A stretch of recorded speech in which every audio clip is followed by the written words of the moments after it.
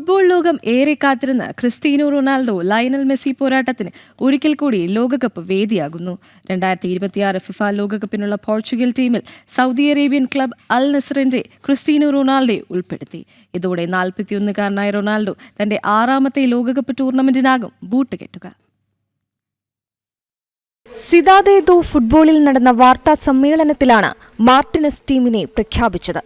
കഴിഞ്ഞ വർഷം ജൂലൈയിൽ 28-ാം വയസ്സിൽ കാർ അപകടത്തിൽ അന്തരിച്ച ലിവർപൂൾ ഫോർവേഡ് ഡീഗോ ജോട്ടയെ ഹൃദയത്തോട് ചേർത്താണ് പോർച്ചുഗൽ ലോകകപ്പിനിറങ്ങുന്നത്. കോച്ച് റോബർട്ടോ മാർട്ടിനസ് തന്റെ ടീമിനെ 27 കളിക്കാരും +1 എന്നാണ് വിശേഷിപ്പിച്ചത്. 27-അംഗ ടീമിൽ അന്തരിച്ച മുൻ താരം ഡീഗോ ജോട്ടയുടെ സ്മരണയ്ക്കായി ഒരു പ്രതീകാത്മക അംഗത്തെ കൂടി ഉൾപ്പെടുത്തിയിട്ടുണ്ട്. നിലവിലെ നാഷൻസ് ലീഗ് ചാമ്പ്യന്മാരായ പോർച്ചുഗൽ ഗ്രൂപ്പ് കെയിലാണ് മത്സരിക്കുന്നത്. ജൂൺ 17-ന് ആദ്യ മത്സരത്തിൽ ഡെമോക്രാറ്റിക് റിപ്പബ്ലിക് ഓഫ് കോങ്കോയെ നേരിടും.